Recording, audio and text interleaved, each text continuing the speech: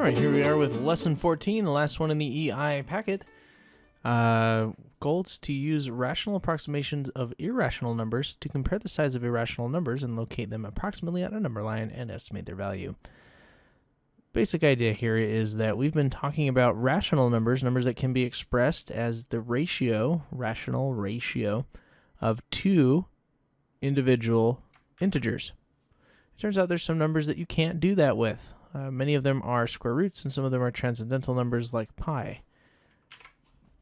Whoa, that was strange.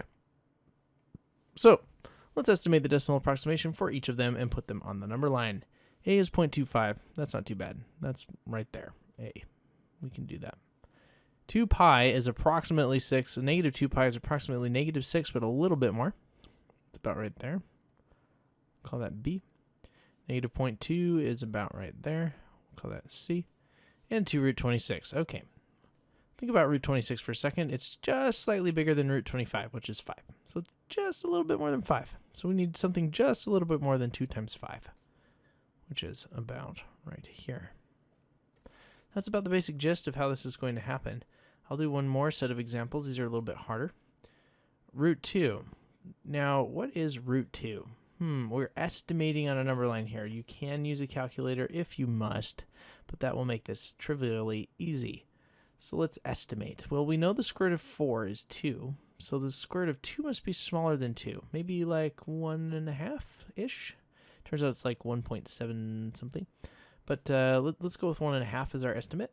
And 2 times 1.5 is approximately 3 for A. Let's go maybe just slightly more than that.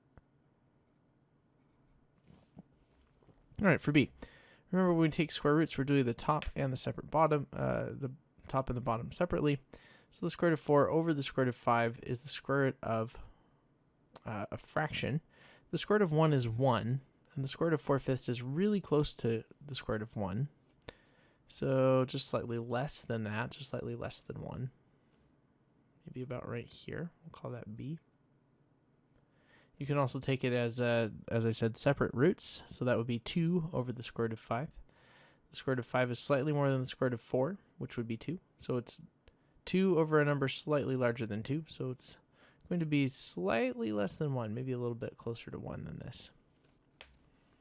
All right, square root of 12. It's more than the square root of 9, which is 3, but less than the square root of 16, which is 4. So maybe let's go about halfway between those two. Negative 3.5-ish. We'll call that C. Now we have this really ugly 2 plus 6 over root 20. That's just to be mean. You could simplify and rationalize the denominator here. It'll be a little bit easier to recognize, or we can just think about it in terms of what it will be. 6 over root 20. Well, root 20 is about halfway between root 16, which is 4, and root 25, which is 5. So this is a number on the bottom, somewhere halfway between 4 and 5. We'll call it 4.5, roughly, to estimate. What is 6 over 4.5? Well, let's multiply that by 2 to get a better idea. That's 12 over 9. And then we can simplify that fraction both divisible by 3, which is 4/3. So 2 plus 1 1/3 would be 3 1/3-ish. 3 1/3-ish. It's about where A is. So we're going to put D right there as well. I hope that helps with the examples here, and you can go ahead and do the practice on your own. None of them are as nasty as that 6 over root 20 example. And after that, rejoice, for you are done with this packet. Time to review for the exam. Dun dun dun.